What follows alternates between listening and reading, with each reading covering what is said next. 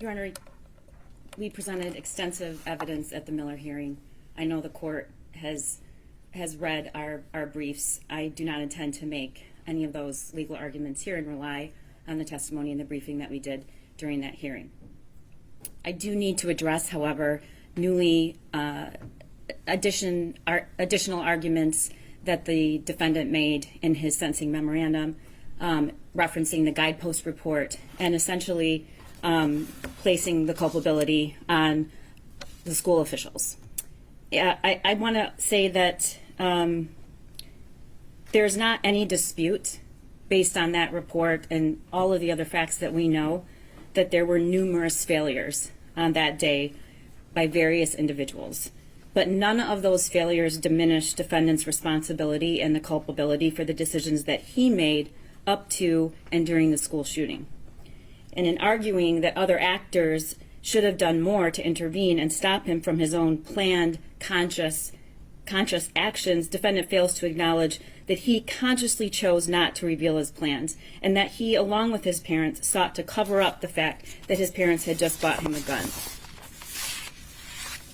And finally, all of those were decisions, there were numerous decision points where he had an opportunity to choose another path, had an opportunity to say, I want help, I'm planning on shooting the school up in that office. Despite the failures that occurred that day, I do not believe that it is, I find it hard to stomach that those arguments could be used during these proceedings to somehow take the culpability away from the defendant.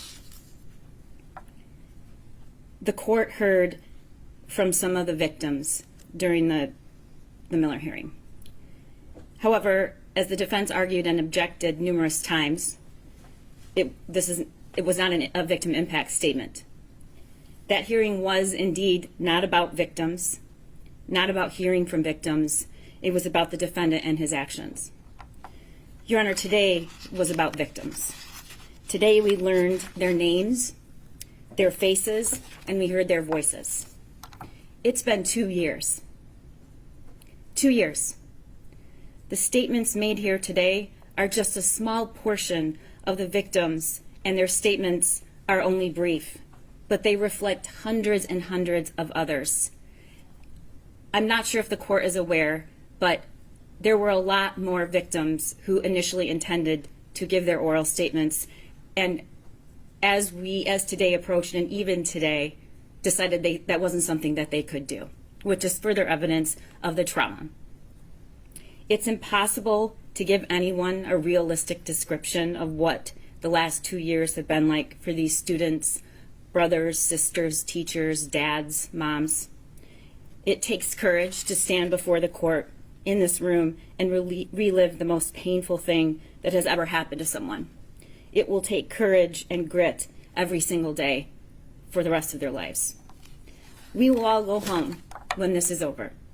But for these victims, there is no going home because their loved one is not there, and their kids are forever changed, injured, traumatized, and working to get through each day, as you heard every single one of them tell you.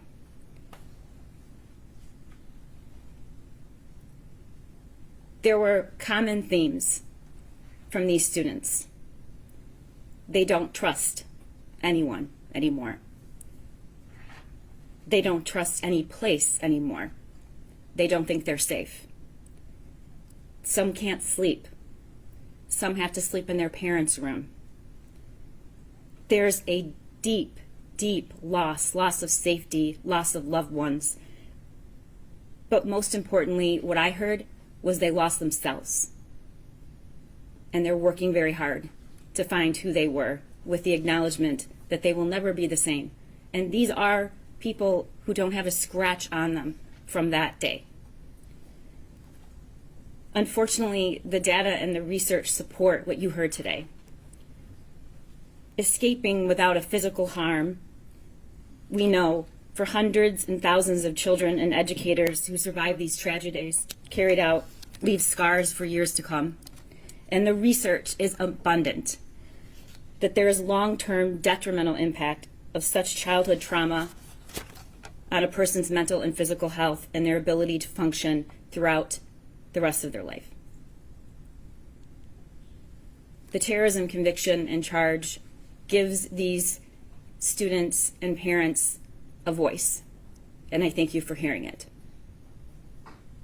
We also heard from the parents and family members who had their loved ones murdered that day, and we also heard from students and a teacher who were physically injured that day.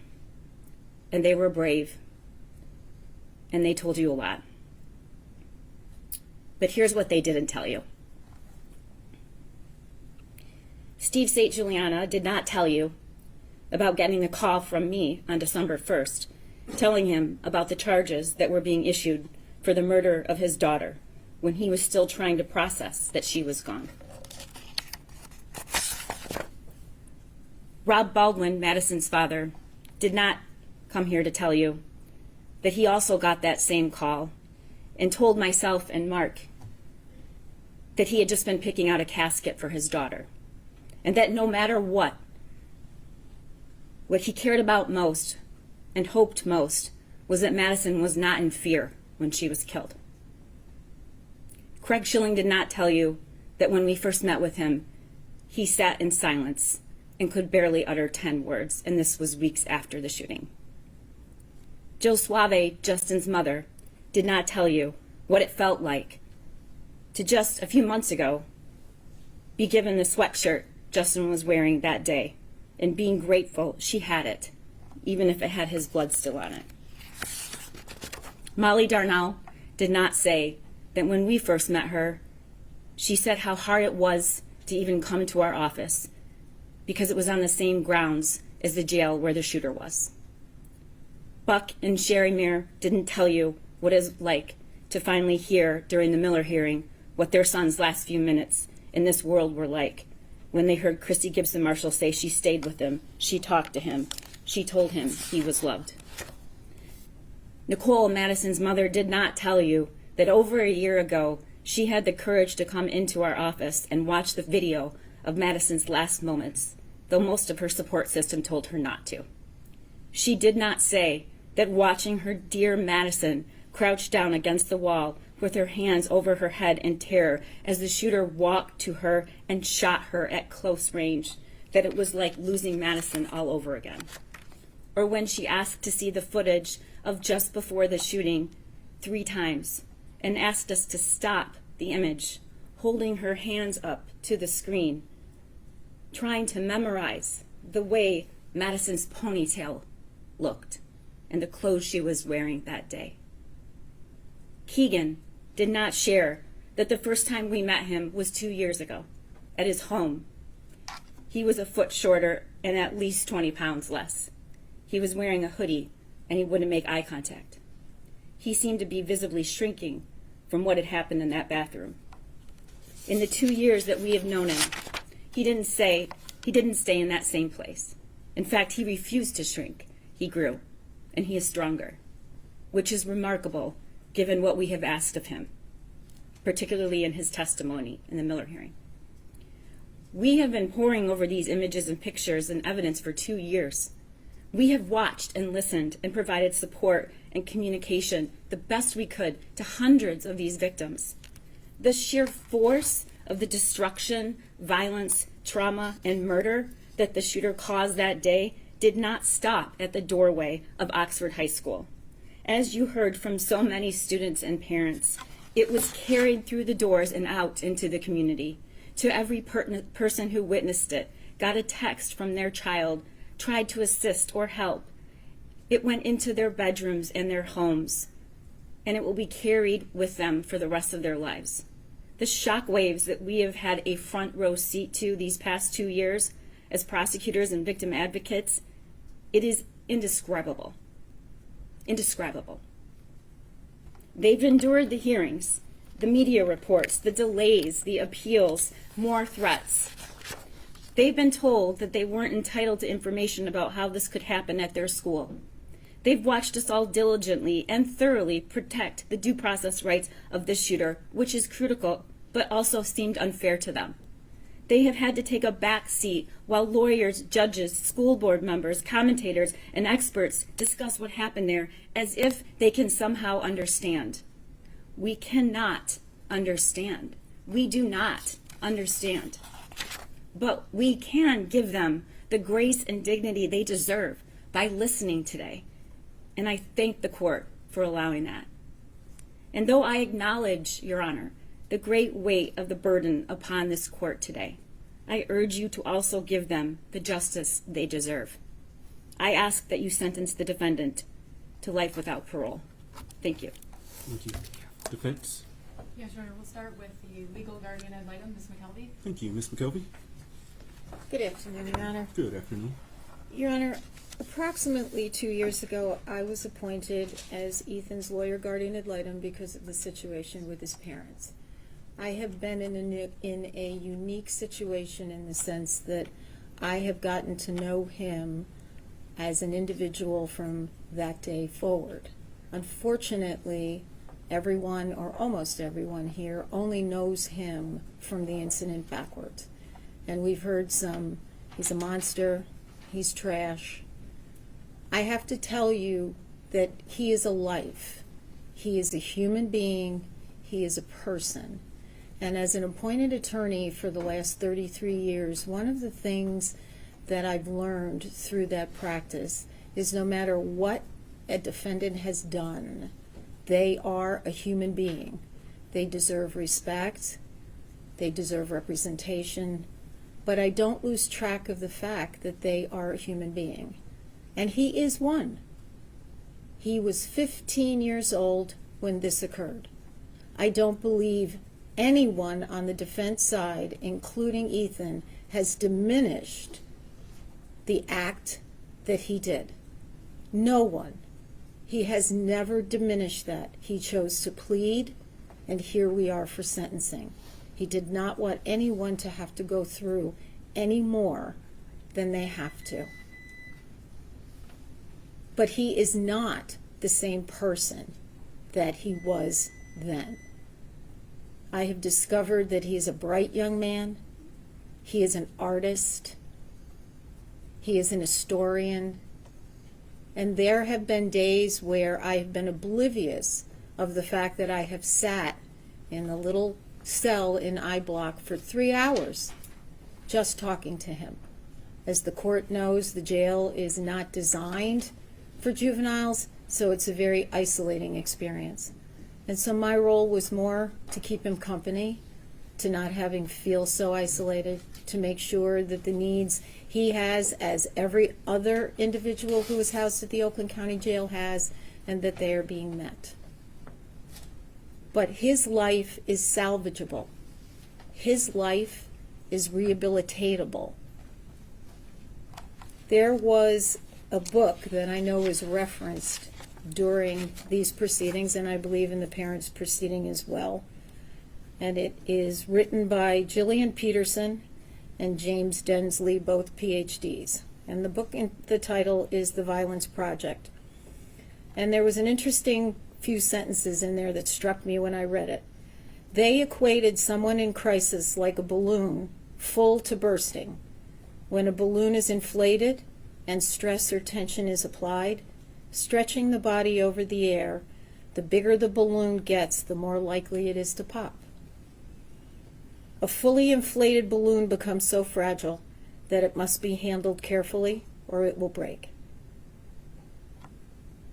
Prosecutor McDonald said there was a lot of failures here. It doesn't diminish what he did, but there were a lot of failures that someone could have deflated that balloon a bit that could have potentially prevented this incident of occurring and us being here today facing the decision that you have to make. But to me, his life is worth salvaging. His life is worth rehabilitating. And as I know the court knows, all the lawyers in this room knows, that you have to fashion a sentence that is punishment, deterrence, protection, retribution, and rehabilitation. And if you look at him as a human being who is salvageable, who is rehabilitatable, then life in prison without parole is not the appropriate sentence. I have always been impacted by Brian Stevenson, who is the author of Just Mercy, A Story of Justice and Redemption, when he says, each of us is more than the worst thing that we have ever done. And I know everybody who spoke today probably cannot see that in Ethan, but his life is worth more than the worst thing he did, and what he did is probably the worst thing that anybody could do on the face of the earth. But I care about him, I know his team cares about him, and his life is worth not life in prison without parole, but is worth a term of years. And I ask you to sentence him to a term of years. Thank you. Thank you, Ms. McKelvey. Ms. Lofton? Ms. Hopp will go next. Thank you. Very briefly, Ms. Hopp, because I know that you all, I don't want your arguments to overlap, and so I'll listen to arguments, but go ahead, Ms. Hopp. Good afternoon, Your Honor. Good afternoon. My purpose in speaking today is to address two specific issues. First is the issue of making bombs for Hitler. I first became aware of this book because of media reports. As recently as Your Honor's opinion has mentioned this book because it was Ethan's favorite book. This book is published by Scholastic Publications, which, as Your Honor probably knows, and many people in this room do know, Scholastic is a organization, a company that specifically provides books to schools. They provide them to students in schools through those little newsprint flyers that come home once a month, once every other month, for parents to buy books for their children. They run book fairs in schools. They provide opportunities for teachers to buy their books to have in the classrooms. This book is about 200 pages. I've read it twice now. The age group that this book is geared toward is 9 to 12 years old. This is not, despite the title, and that's kind of why I'm addressing this book, it's not a pro-Hitler, pro-Nazi book. It's not a how-to on how to make bombs or anything of that sort. What this is a book based on the real-life stories of, in this particular case, a Ukrainian person who during World War II was kidnapped at the age of 9 and enslaved by the Nazis. These stories came to light after the fall of the Soviet Union in 1991. Ethan loves history. This book is about the 9-year-old main character who once was kidnapped, was thought of as a useless person because of her age by the Nazis who took her. She went on to arrive at the first work camp where she was enslaved, to be treated as, referred to, and called as subhuman solely because of her ethnicity, being Eastern European. It follows her as she worked in the very brutal slave labor camps, as first in the laundry, then because of her, and I use quotes for these, deft tiny hands, attention to detail, and patience, was moved to the metalworks building of that work camp. At the metalworks building of that camp, they prepared the bombs that the Nazis used. Her specific job was to load those metal bombs with gunpowder.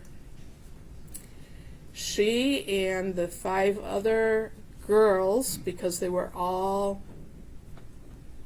maybe 15, 13, 11, 9 years old, came up with the idea of replacing the gunpowder with the dirt around their work facility in order to purposely sabotage the bombs of the Nazis, because they were anti-Nazis.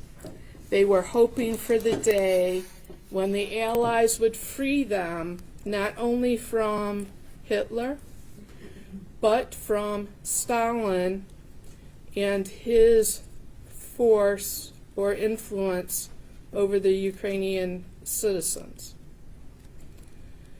This is one book in a set of 3, each from a different perspective. This particular young lady had a younger sister whose life was very different. At the end, when the war was over, this book, as well as the second book, who's about a friend of hers from the camps, talk about going from camp to camp, looking to reunite families, and how they did that with messages. It also indicates that they weren't able to successfully return to their country of Ukraine or Russia, because under Russian law, at that point, Stalin considered them Nazis because they had worked in these enforced enslaved labor camps. It's actually a very captivating series, and even as an adult, I enjoyed it. And I'll disclose I have a major in history, so history is also close to my heart.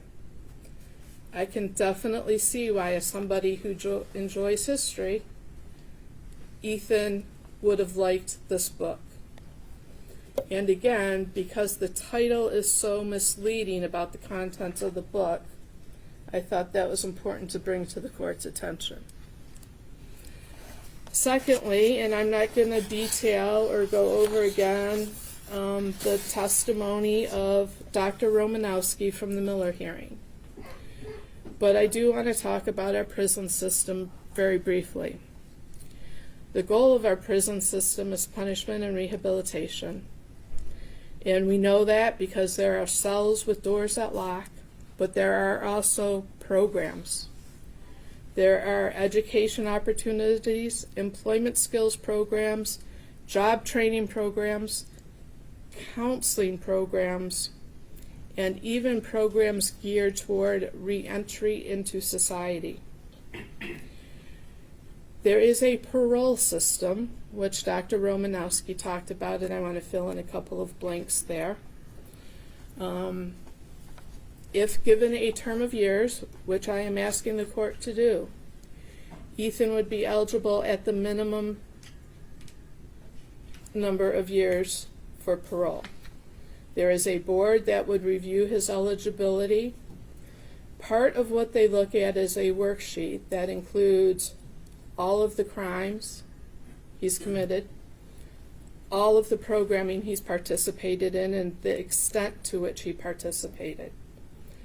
It takes into account tickets and discipline that he incurred, if any, in the system, his mental health, and they also calculate the statistical risk of reoffending. This is all brought down to a number which tells them what risk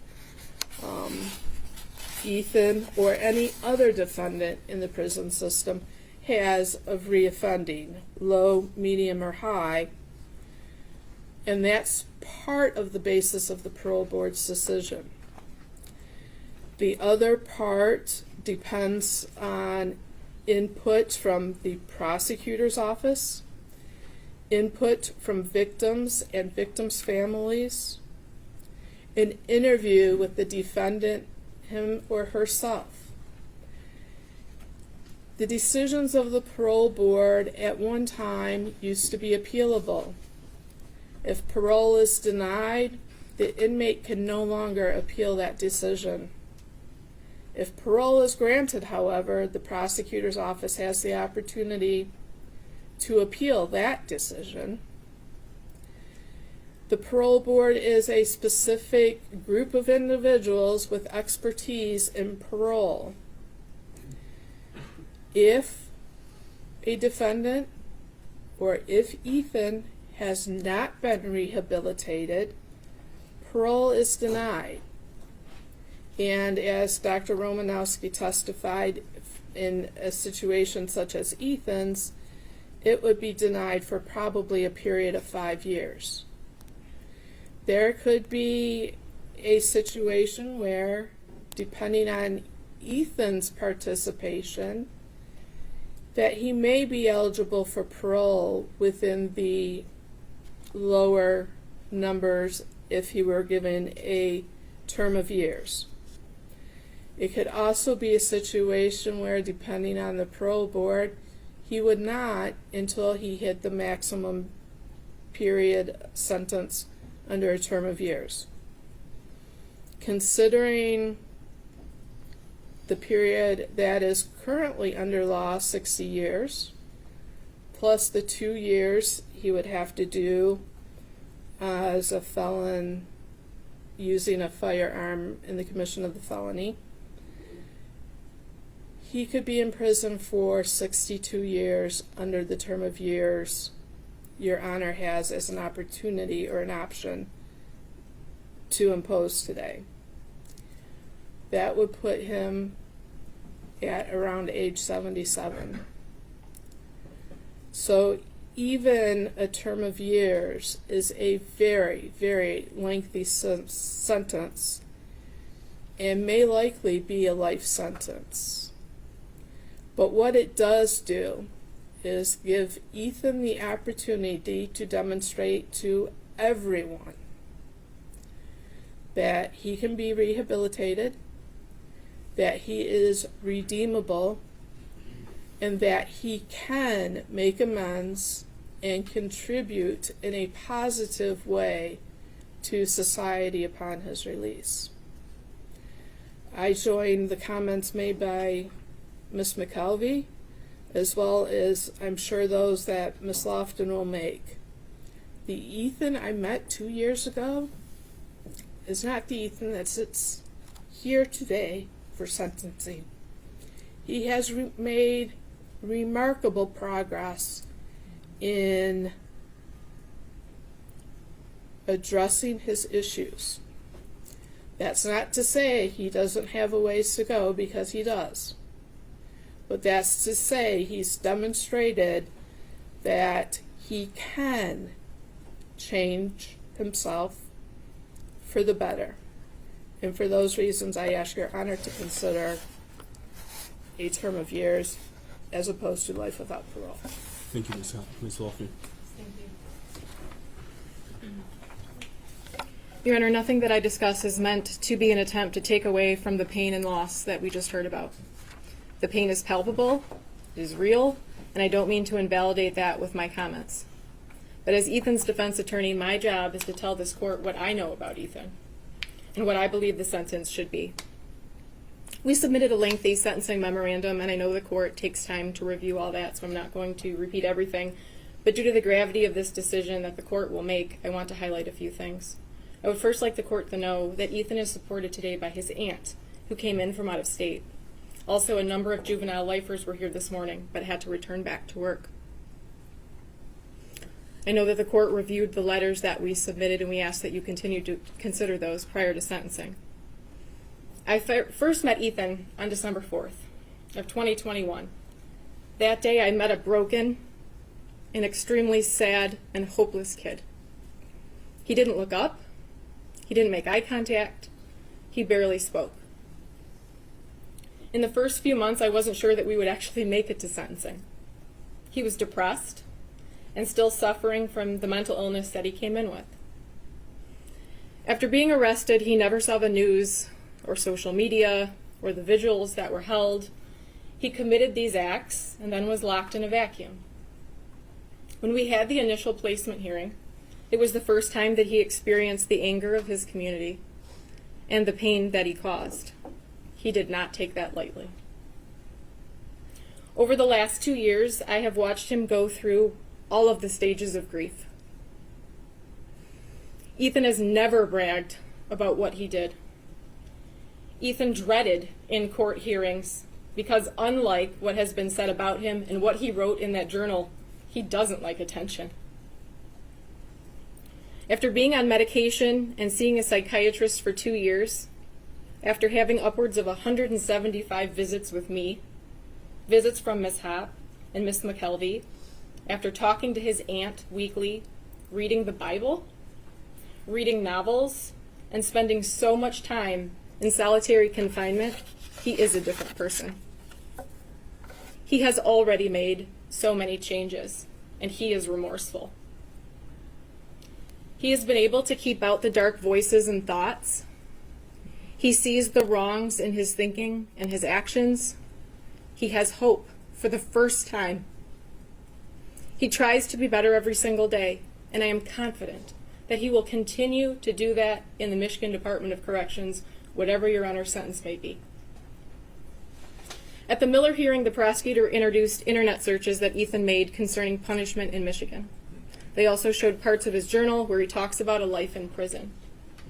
Just because Ethan looked up what a life sentence is or what the punishment is for killing people does not mean that is the appropriate sentence under the law and under the facts that we are operating with. Would a healthy 15-year-old be okay with going to jail and prison for the rest of their life? Absolutely not. The fact that he even researched what his sentence could be and then still went forward with his actions only further shows how depressed and mentally ill he truly was. I want to talk a little bit about the journal. When you read Ethan's journal and you compare it to the notes from Dr. Anaker that we attached in our sentencing memorandum or the report of Dr. King, it sounds like a completely different person. And after meeting with Ethan for over 2 years, I now understand that the journal was the worst of the worst. It was an exaggeration of his thoughts. It was a place where he could say anything and there was no judgment. It was a sounding board without reverberation. He could make himself sound scary. He could make himself out to be a person that would be remembered. How do we know this to be true? We can look at the internet searches leading up to November 30th. We can also look at the step-by-step description of what was going on in his head that he gave Dr. Anaker. A few examples of the searches within a week or two of November 30th. Should you do something that scares you? What happens if you have depression and anxiety? What causes mental illness? Can you get in trouble for not doing homework? Am I a sociopath? Can hormones make you have bad thoughts? How to tell your doctor that you have depression? Can a therapist tell your parents? How to tell your parents you have depression? He was still trying to figure out what was going on with him. He acknowledged that something wasn't right, but he did not have the support or the connections with adults that could help him. So while just reading the journal and listening to his video the night before could leave you with the impression that this was a master plan that had been crafted for weeks without hesitation, I don't think the other evidence supports that. He struggled with his actions until the moment he came out of that bathroom. I want to touch briefly on the guidepost report, and I have never said that that report diminishes Ethan's culpability. Ethan pled guilty, not even no contest, and wanted to move directly to sentencing. Dr. Colin King, in his detailed report and while testifying, discussed implicit bias as a reason that the school acted in such a manner when dealing with Ethan. He came to this conclusion because nothing made sense about Ethan being sent back to class. We obviously, at the time of the Miller hearing, we were not privy to the inner workings of the district. but the guidepost evaluation and report goes so much deeper than the rationale of implicit bias. The report says the school failed Ethan. The report found that the school should have conducted both a threat assessment and a suicide intervention assessment in light of Ethan's conduct, and he should not have been sent back to class. The report says they had a student with recent mental health concerns raised by a teacher who previously had mostly flown under the radar at a big school with poor grades, fair attendance, and no serious discipline history. A student who now on back-to-back occasions violates school policy. First, by viewing bullets, and then by watching a video of a guy gunning people down. That raises a serious red flag. It's not a close call. Ethan's concerning behaviors and statements at the very least might suggest physical violence or a threatening situation. So why is this relevant in this case and at this stage? Again, this report is not offered as an excuse or justification. This report is not offered to minimize the gravity, but we argue that this report, combined with the other things that we have mentioned, should persuade this court to a sentence of a term of years. If the professionals didn't recognize that he was on the precipice of a crisis, how do we then expect a mentally ill 15-year-old kid to be able to recognize that he was spiraling and come right out and ask for help? How can we expect a 15-year-old boy to tell a counselor that he had no relationship with his deepest, darkest secrets, the thoughts that took over his mind? Finally, I want to discuss rehabilitation. Montgomery versus Louisiana. While a sentencing court might encounter the rare juvenile offender who exhibits such irretrievable depravity that rehabilitation is impossible, and life without the possibility of parole is justified, this penalty will be uncommon because of children's diminished culpability and heightened capacity for change. When there is no evidence that the defendant could not be rehabilitated, there is no reason to conclude that the defendant, like the great majority of youths, lacks the capacity to change and mature. People versus Taylor. No one has a crystal ball. And while it's impossible to say that Ethan will be able to be rehabilitated and be a productive member of society worthy of release, it will not be impossible to make that determination with decades of daily records of his behavior and human interaction. The parole board can evaluate everything that you do not have at this point to determine if he is rehabilitated. If you give Ethan a term of years, he will have to prove himself every single day. In my sentencing memorandum, I attached triumph reports from Sato that highlighted a number of juvenile lifers that were released under Miller. I also attached a number of letters from those same individuals who are supporting Ethan. In each of those cases, 20 to 30 years ago, a judge told them that they couldn't change, that they were irreparably corrupt, and they were wrong. Many of those individuals had no idea that the law would ever change or that they would get another chance to be released into society. Even knowing that, they did good things in prison. They took classes. They stayed out of trouble. They became better people. And when the laws changed and the court found that they could be released, they became productive members of society. Rehabilitation is possible, and those people are living proof. We are looking at the ability to be rehabilitated. We need not actually prove that complete rehabilitation has happened. He has participated each week in therapy and is on medication by his own choice. He has taken those initial steps to change. Ethan Crumbley is not the rare juvenile offender who exhibits such irretrievable depravity that rehabilitation is impossible and life without parole is justified. Your Honor, we ask that you sentence Ethan Crumbley to a term of years. Thank you very much. Thank you, Ms. Loughlin.